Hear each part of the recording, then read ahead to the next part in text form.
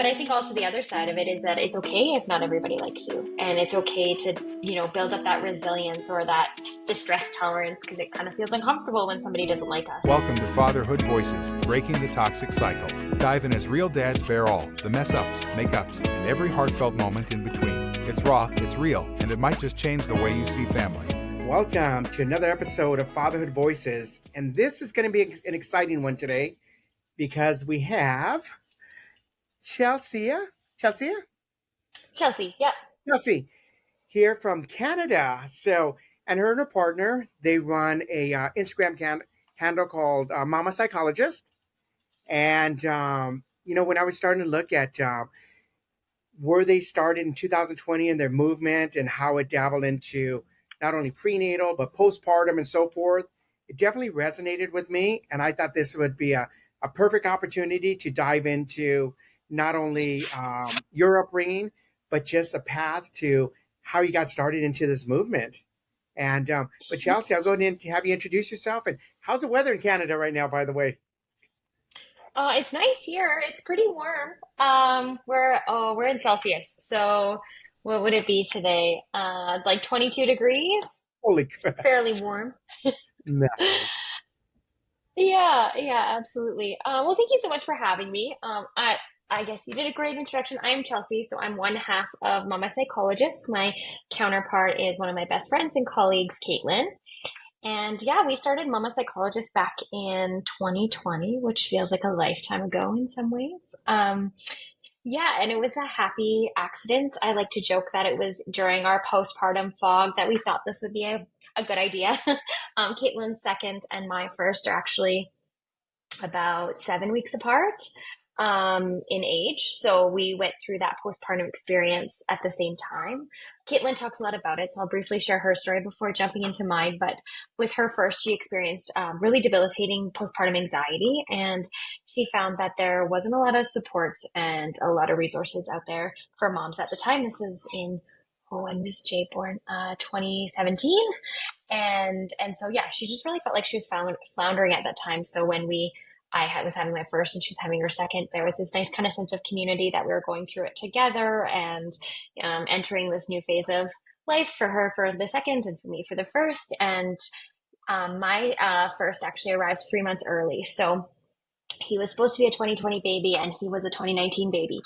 And so when I was going through that journey in and of itself, I also found there wasn't a lot of support from a mental health perspective for moms and families who are going through kind of an unexpected postpartum journey. And so, we always say we like quote unquote had the tools, right? You do the education, you have the training, you have all of these resources in your back pocket, and then you're in it and you're like, I don't know what to do. I can't be the only one feeling this way, right? And struggling. So I remember, I think it was around my son's intended due date, and Caitlin was like, "Do you want to start this Instagram account and share some resources, share our story, and maybe just get like connect with our local community and say like, hey, you're not in this alone." And I was like, yeah, that sounds like a great idea while I'm in the NICU. That sounds like so much fun. But it was a welcome distraction.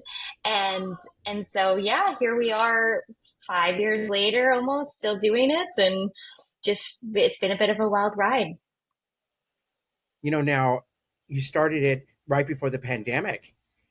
Now, how Mm-hmm. did that play out? Because now you have a captive audience that the world is shut down, and you have this captive audience to be able to talk about the different struggles that moms are facing, as they're dealing with the birth of their children and stuff. Did that help fuel the movement, or did that create any obstacles along the way? I think it was both. I think it definitely more people were obviously turning on to online resources and we're looking for that connection and that support in a different way, obviously. So that definitely helped. But I think the other part of it too is there was like the world was inundated with information, right? Like everybody was online and there was all of this information being shared. And so I think sometimes it's hard for people to suss out like the noise, right? Like what is something I should focus on or, coming from research back information and what's not. It's ironic because my 20-year-old daughter, she had a baby 13, 14 months ago. and she suffered from postpartum. And you hear that being thrown around, and you well, as a man, sometimes we just don't embrace it the way that we should for our partner. And now being in a different space where I'm more in touch with my heart and my feelings and so forth, when this happened, I was able to be more present, not only her but her mom and so forth. But we still had to go to, okay, we've heard about this for years, and but now we got to dive into and start looking for the resources. And it was a little bit challenging because there's a lot of mixed information out there. And I saw that one of the things that you guys have is you guys have a course on the whole process of postpartum. So I wish I would have found you guys, a year ago, because that would have Hmm. helped tremendously. Because trying to navigate through all the different information, and there's different ways of how people are dealing with it, it was a little challenging. It was definitely a little challenging. And then dealing with the emotional aspect of, now we have a baby in the house, and then now she's just kind of, back offish about it. So I definitely can understand that there's a need for this, you know. Oh yeah, absolutely. No, and I think it's comforting in some ways to know that what you're experiencing, you don't have to experience it alone. Where like even if this person's not necessarily directly in your sort of support network or in your home or in your community, right? There's lots of ways to connect with other people in the world that are going through similar struggles. Now, what causes postpartum? Is it just psychological? Something goes off, or is there things that can be done to try to minimize it, or is it just Mm. you know? What are your thoughts on that? Yeah, no, absolutely.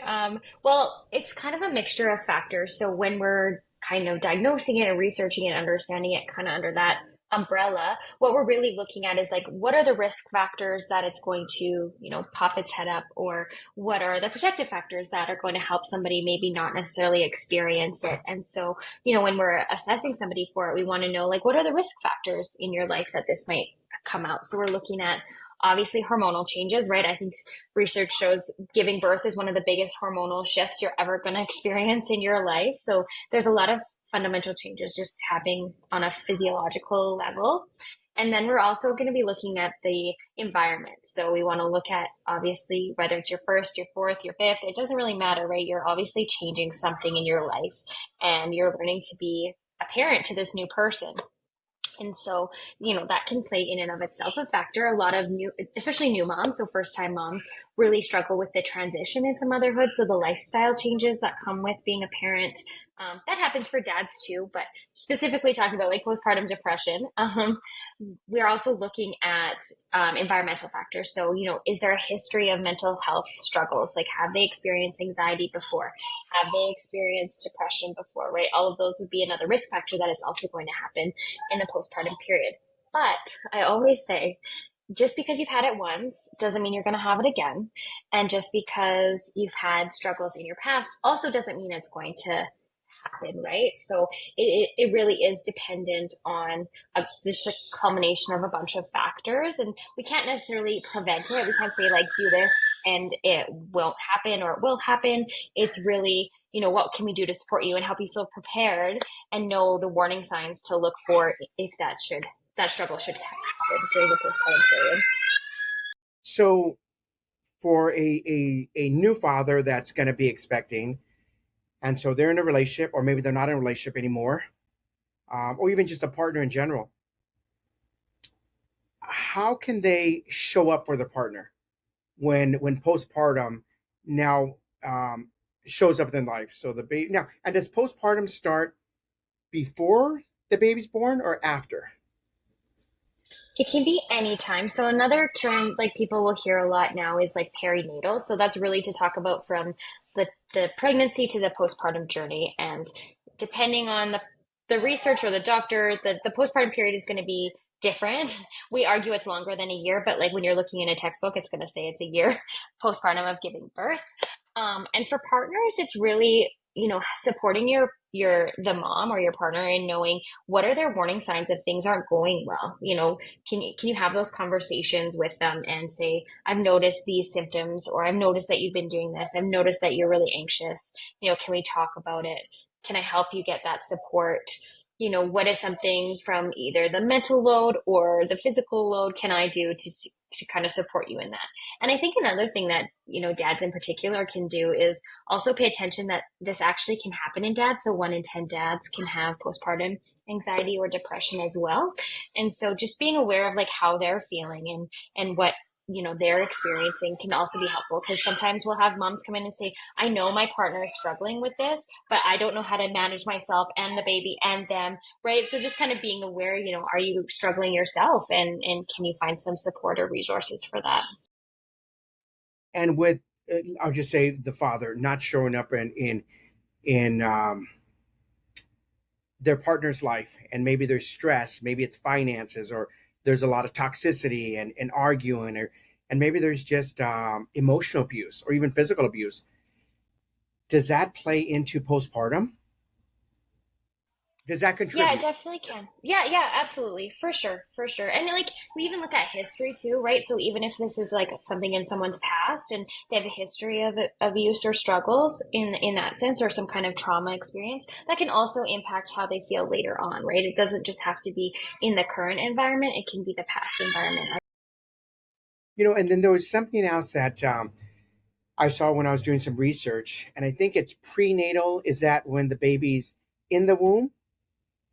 Um, and just so, and I'll just I'll paraphrase it with this. So when I was in my mother's womb, I know there was a lot of trauma and a lot of things going on with my mom, and my dad, and I honestly feel that because of that, I was born with Tourette's, and there's no history of Tourette's in my family, and then I passed it on to my 3 daughters. So I think that there was a lot of chaos going on in their relationship, and because Mm. of that, that contributed to me now experiencing Tourette's, and that being something that I now I would say struggle, but not struggle, because I've learned to control it. But are there any studies on that, or is there?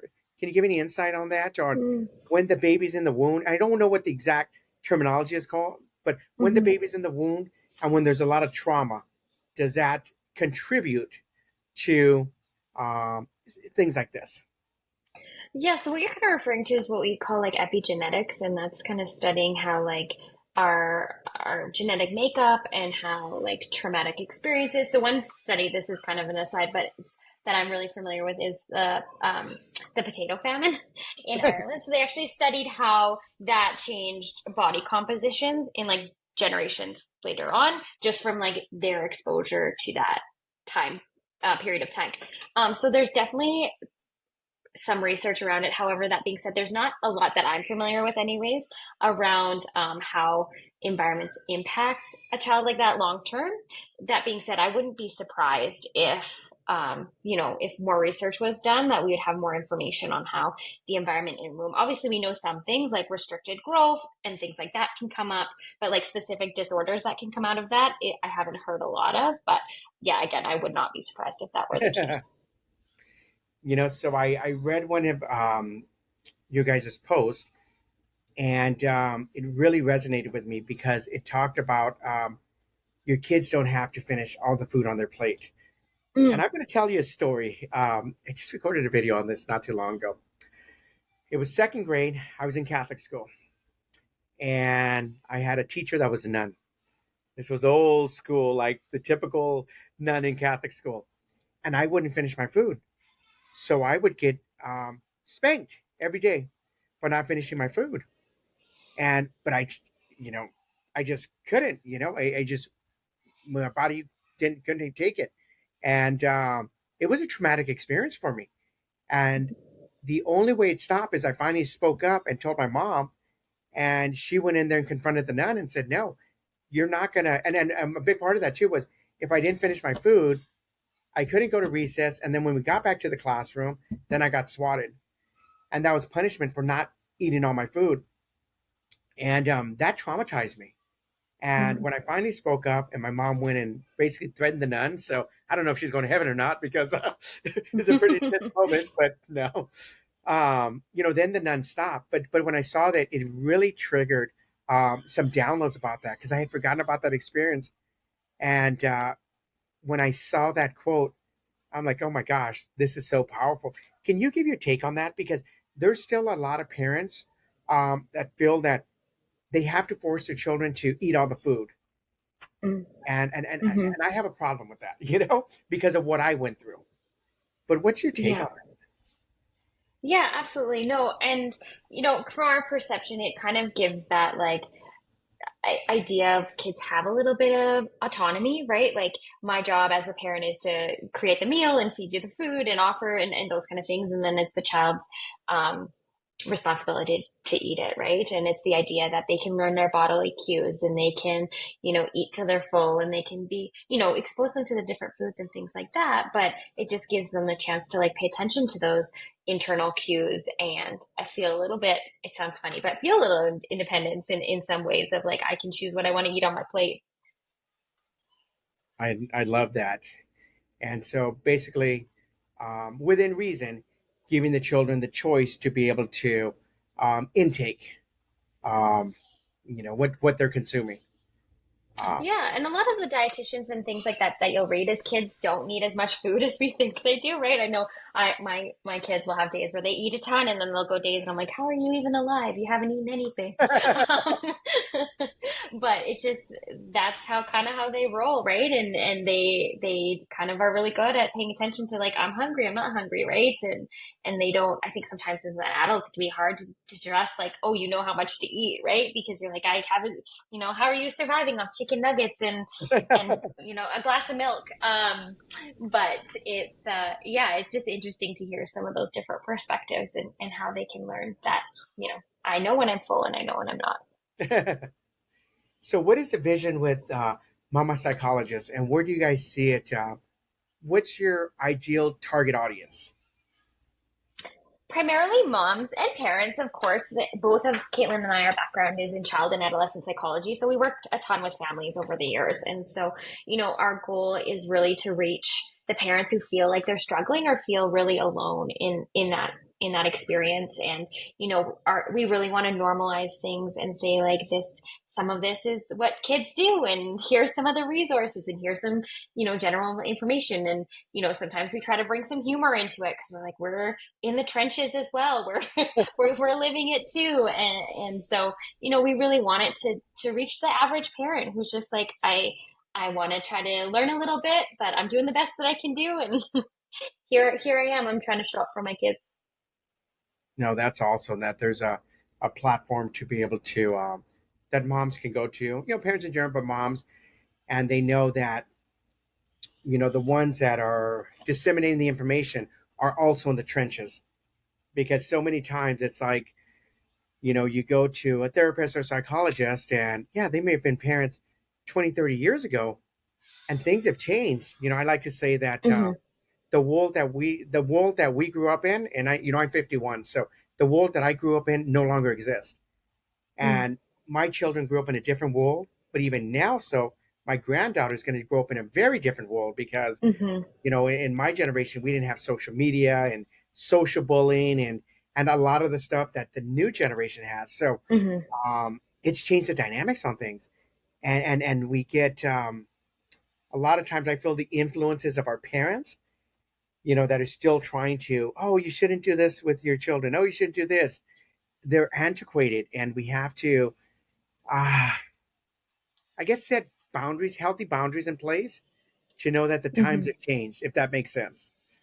Yeah. You know, Yeah, absolutely. Well, we talk a lot, right? We're the first kind of generation um, of parents that are parenting in an age of social media, right? Like it's a whole new thing to navigate, not only as parents, but setting boundaries around that for our kids and what they're exposed to, and things like that. I saw something else that really stood out, and it was also in the same post, and it talked about it's okay that not everyone's going to like you, Mm. and you don't have to be friends with everybody. Oh my gosh, that really hit, Hmm. So I just want to get your perspective on that, because as parents, we want our children to get along with everybody, even though that Hmm. doesn't even happen in our lives.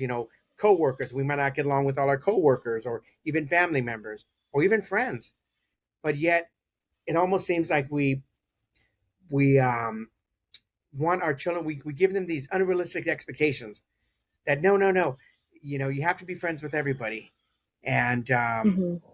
yeah, so I'm just curious on your take on that, because I saw that and it just really stood out. Yeah, I think it's kind of a twofold kind of message. One, it's okay to not be a people pleaser and to set boundaries, and not everybody's going to like you because of that, right? And there's always some pushback around boundaries typically, and that's just part of being able to stand up for yourself and to feel confident in those decisions. But I think also the other side of it is that it's okay if not everybody likes you, and it's okay to, build up that resilience or that distress tolerance, because it kind of feels uncomfortable when somebody doesn't like us. And so we want our kids to feel like that's okay if they don't like me, and I can still like me, and I can still know that other people that are in my corner, right? No, absolutely. And I think, the more we educate parents on it's okay that not everybody's going to like us, it's just going to help them ease through the school age years and prepare them as they go into junior high school and high school, because then Hmm. that's a whole another dynamic, that they're facing. Yes, yeah. It's Yeah. definitely, it brings on its own unique challenges, that's for sure. Yeah. You know, Generational trauma. My goodness. So it seems like, in a lot of families, the cycle just continues to repeat itself. And if a father doesn't show up for his son, then the son seems to repeat that cycle, or vice versa. Hmm.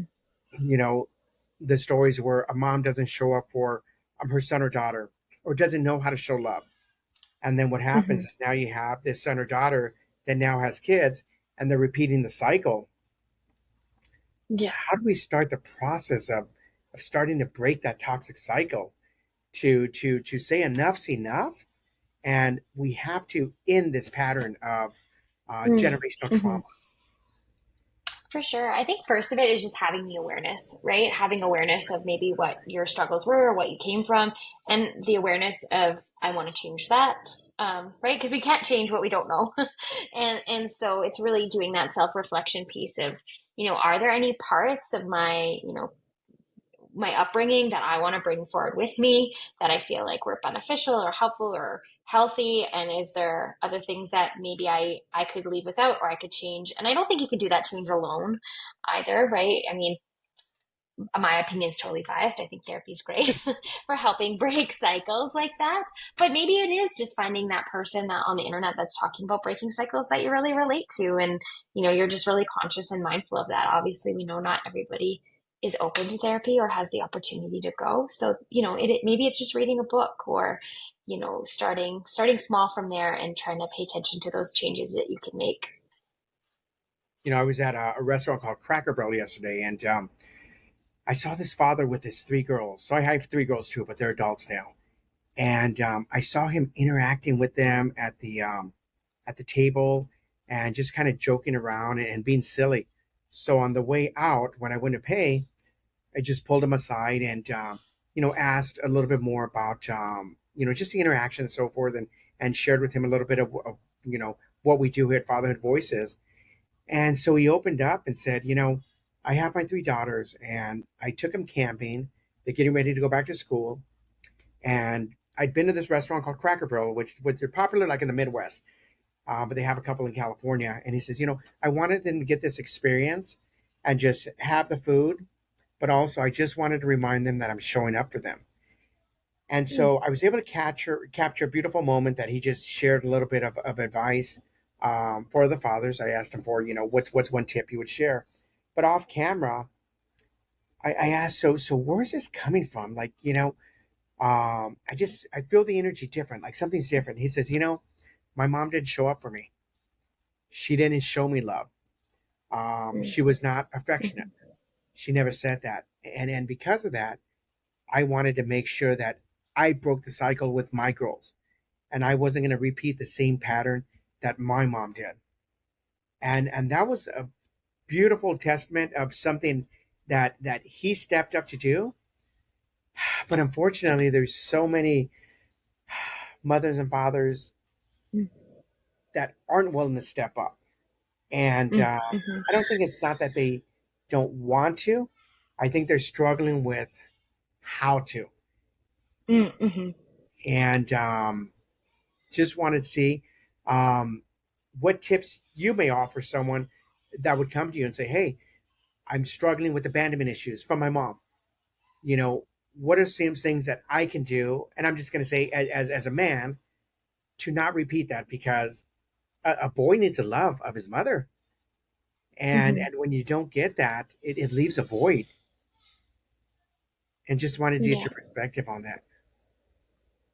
Yeah, for sure. Well, I think first it's like validating their own experience, right? It's okay to, grieve that even while you're parenting, right? Both can coexist. You can grieve your own childhood while supporting your child in theirs. And so I think it's really important to just allow yourself space for that. It's okay for the mixture of emotions to come up. Because I think that can help in healing, right? And it is finding those little joys in those moments. And, I think it's quality over quantity to start with, right? You don't have to change everything all at once. You don't have to fix everything and do everything different immediately, because that's going to set you up to feel overwhelmed. And that's going to set you up to feel like it's almost like a mountain that you can't climb.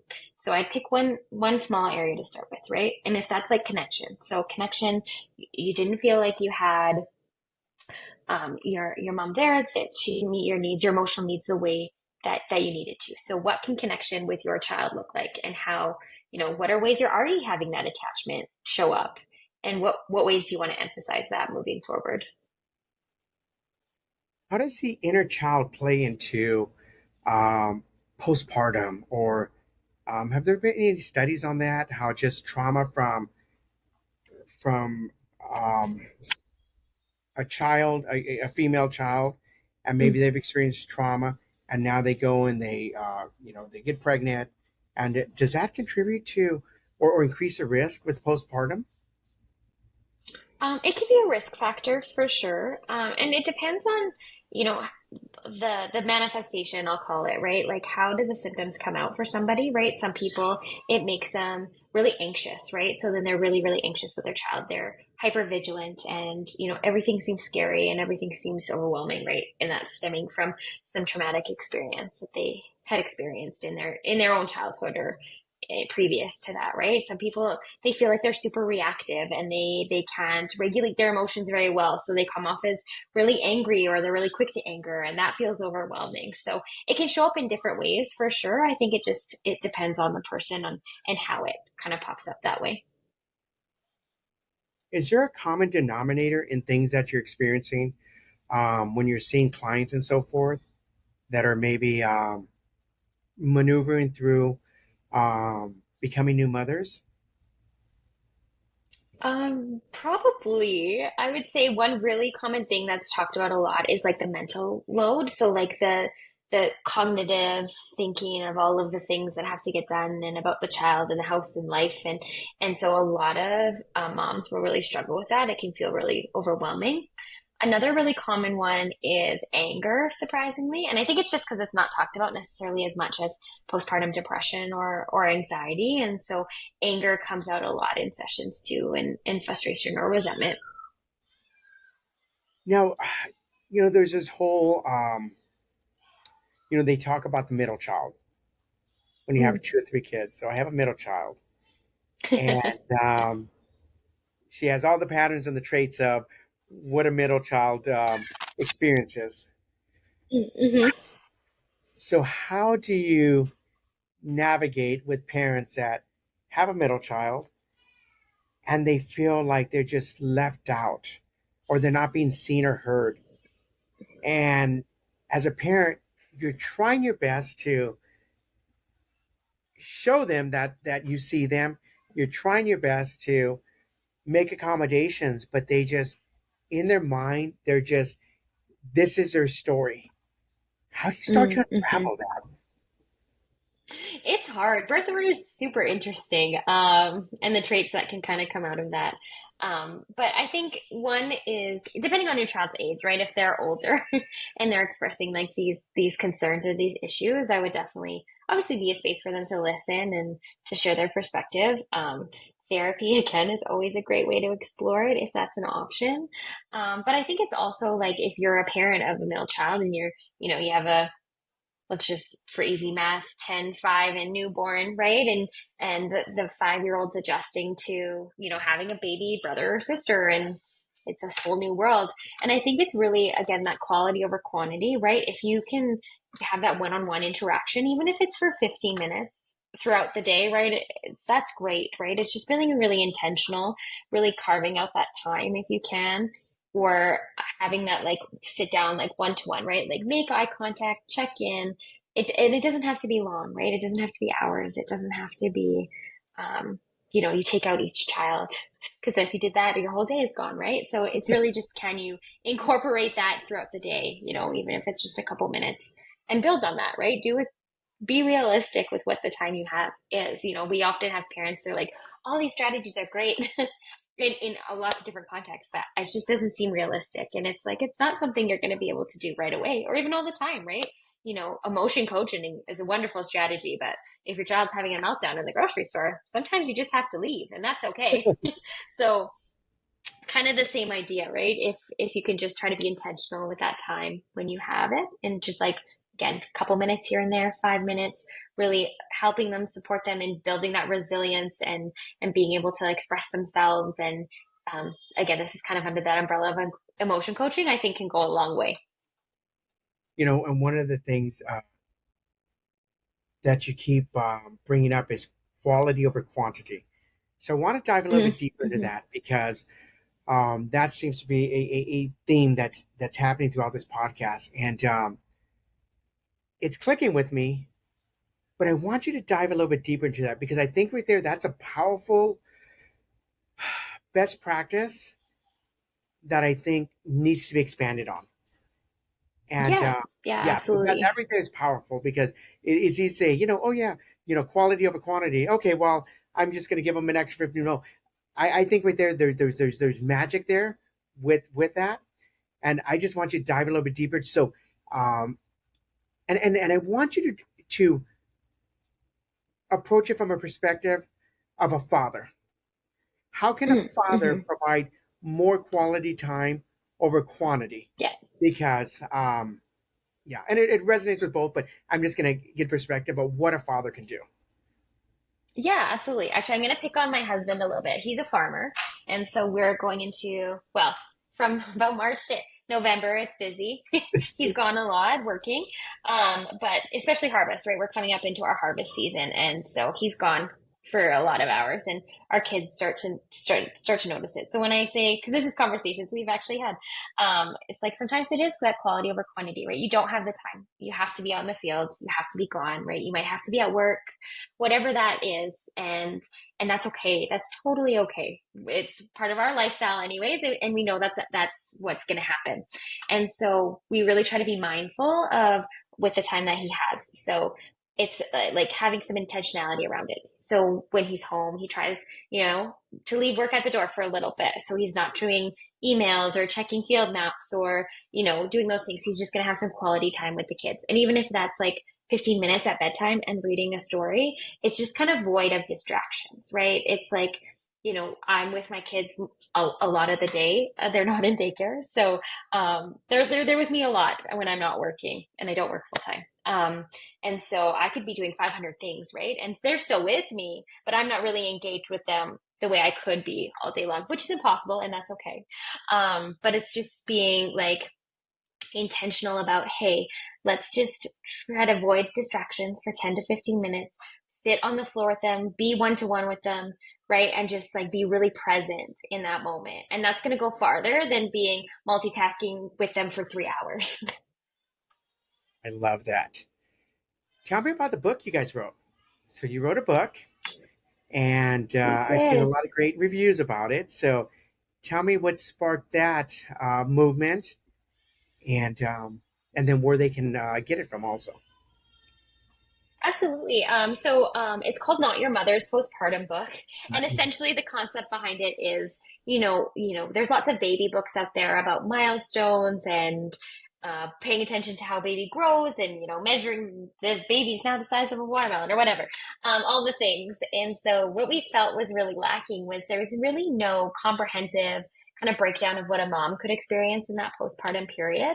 And so Caitlin and I wanted it to be kind of like the encyclopedia for moms, right? We went over a lot of like the training, we've gone over issues we've learned about, we went over issues that we've experienced and our community experiences, and so it's almost in alphabetical order, not quite, but and it goes over a lot of those little challenges that you can experience, whether that's with feeding, whether that's with body image, friendships, like romantic relationships, using social media, mood disorders that can come up, the mental load, matrescence, which is the idea of like becoming a mom and what that means. And so we kind of jam packed it all into this book, and we wrote it with the intention that we know moms are busy, especially new moms. You might not want to sit down and read a book cover to cover.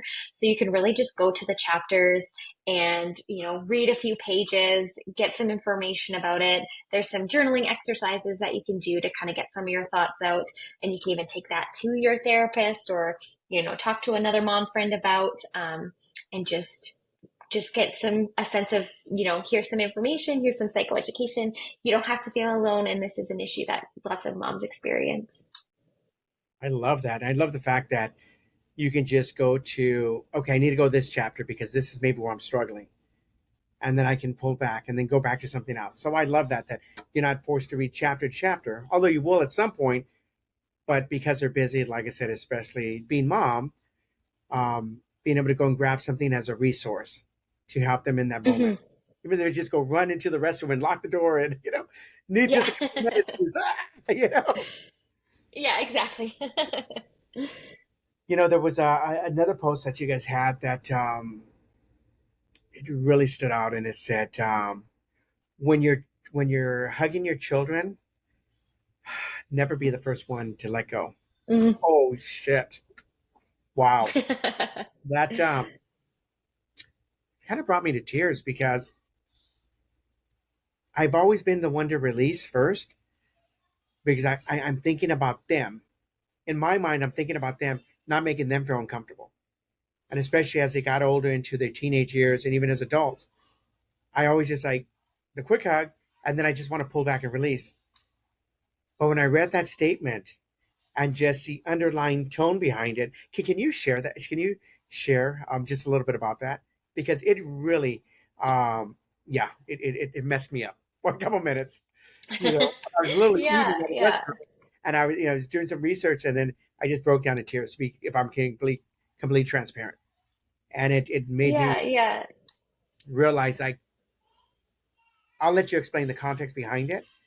But when I read what you guys had posted, it yeah, it made me realize that I don't know if I ever allowed my children to fully release the hug that they needed. But I'll let you explain the context behind it. Yeah, yeah, I know it's an interesting quote, and I can't remember where we first initially heard it, but basically the idea behind it is, it's important to just allow your kids to just co-regulate with you almost, right? Like hugging can be so powerful and so good for our nervous systems. And so again, it just doesn't have to be every hug, right? We're not saying it, if you're at school drop off and your kid doesn't let go, it's Just okay to stay for let 10 go. minutes. Yeah. Yeah, and we're just gonna hug, right?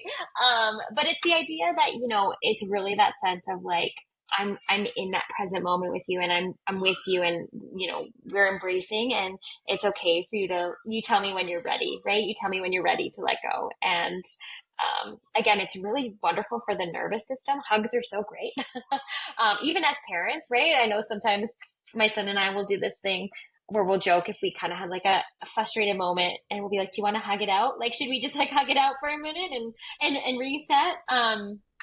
And so, it is that idea of like, it's good for you. It's good to show up for your kids. It's one of those little like quality over quantity moments that you can incorporate into your day, right? It's just, and it's so simple. And that's what we love about it, right? We truly are about like, what are some simple strategies that you can just like fit into your life that don't feel like you need to do XYZ to make it happen, right? You don't even really have to think about it. Yeah, no, that was a powerful one right there. And I want to end with a final quote that I saw that you guys had posted a while back, and this one really resonates with me. And it says, "A home that's physically safe, but not emotionally safe."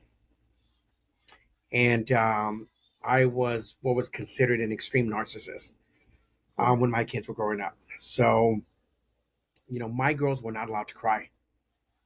They were not allowed to cry. They were not allowed to show feelings because to me, that was a weakness. And in my mind, because I was an entrepreneur and I was building businesses, I wanted to raise very strong, independent girls slash women. So I didn't want them to depend on a man. They had to get straight A's. I put all these pressures on them. They had to read motivational books and leadership books. So in my mind, I'm trying to mentally prepare them for this world out there. And in the process, I gave them PTSD. Like I Mhm. broke them. I broke their spirits. Um, and then now the aftermath is now they're adults, and now that I've been on this healing journey for the last 4 years, it's having to go back and unravel all this emotional shit and baggage Mhm. that was created, and it's a struggle. It's a struggle. Mhm. It's our relationships are complicated, and yes, the home was physically safe, but emotionally it was unsafe. And I almost sometimes think like I would rather have had it been emotionally safe and not physically safe. And that's an extreme, Mhm. but Mhm. to look at the dynamics of how they all struggle in different areas, and to know that the love and don't get me wrong, their mom was amazing, but my masculine was so overpowering that she had no voice. And I wanted to just maybe to speak on that a little bit, from your perspective, especially Mhm. probably experiencing clients that maybe struggle with that, where, yeah, maybe the parents are providing, they have a home Mhm. that's safe, but the emotional aspects of it, because I will tell you that, my girls are 20, 21, and 27. And it's been a journey. It's been a journey because they're adults now. They have their own minds made up, their own, beliefs, Mhm. and trying to go back and correct it. Mhm. It's I wish I could have corrected it a long time ago, because my goal and purpose is to fix things in this lifetime, if that makes sense. I know that was a lot to throw up on, but it was Mhm. just such a powerful statement that it Mhm. really made me sit and think. Yeah. Well, good for you. It's not easy to start at any time. So, I mean, it's hard to do that for sure. Yeah, I think, it's that balance of, creating that emotional resiliency and emotional awareness and emotional insight, like EQ, right? That I think is kind of the focus of I'm going to call it respectful parenting. I know gentle parenting has a bit of a hot a hot word, but it really is that concept of like we can really empower our children by allowing them to express themselves emotionally and to understand their own emotions and develop that literacy and find safe and healthy ways to express themselves, right? And it doesn't mean that you're negating like boundaries or teaching kids to structure or those kind of things, but it's just like incorporating that in there and saying like sometimes our kids need that emotional support. And I think a lot of parents, it can be challenging, right? Because we're not necessarily coming from a generation that knew how to do that or even talked about it or focused on it. And so it really is that idea of just trying to break cycles and do things a little bit differently and create that awareness. No, well, thank you for sharing that. And as we start to wrap up this episode, any closing thoughts that you'd like to share with the audience? Oh, that's a good And question. we have a unique mixture, because although we built this for fathers, Mhm. the target audience is women, and the messages we get from them is there are a lot of women who are struggling with the fathers. They're Oh, okay, struggling yeah. with, them not showing up or not being emotionally Mm, present or narcissistic behavior. So although this is a platform for fathers, our biggest yeah, audience is like I said, the women. So um, yeah, yeah, your take on that would any take on any closing thoughts that yeah. help the audience? That's really cool, actually. I like that. No, I think it's just a sign that everybody's just trying to learn and do better, right? They wouldn't be here and listening if they weren't, and trying to make change. And I guess my biggest piece of advice is start small. You don't have to change it all at once. I know I said that already, but it's okay to just take steps, baby steps towards that goal. I know there's this pressure and this rush that it all has to change at once. But it's okay if it's just small and meaningful changes first. And I love that because one of the things that I always say is, it's a 1 degree shift that shifts metal into liquid, or it's a 1 degree shift that can determine the difference between uh, a great golfer or a not so great golfer. Just 1 degree shift, So I love that you're Hmm. saying just start small, and so not try to, what I've learned on this journey, which has been one hell of a roller coaster of a ride, I bet. is I can't take everything on. We can't take everything on. We have to pick and choose our battles and what we're going to take on one piece at a time. And if it's just something Hmm. as small as just holding on to them when you give them a hug, to give them that extra piece of comfort, then that's what it is. And just pick and choose um, what you're gonna focus on, and you have a lifetime to make corrections, if that makes sense. Hmm. So, Absolutely. but thank you so much, Chelsea. This has been a beautiful episode and lots of information that you shared. And for any of you moms that are maybe your mom's already, but you're getting ready to have another baby, and maybe you just want to get educated on going through the steps, different obstacles that maybe didn't happen the first time. What's the name of the book one more time? Yeah, Not Your Mother's Postpartum. So it's available on Amazon and I don't know what else. All those things. Chapters is one we have in Canada. And we're actually launching a virtual counseling platform to support moms. So we have therapists that are providing services and are specialized in this area. And so we have lots of resources that will be coming out shortly. Awesome. We'll definitely send the team the information and we'll go and get that posted under the podcast. And with that, thank you for your time and have an amazing weekend. Well, thank you so much for having me. Absolutely. Bye bye.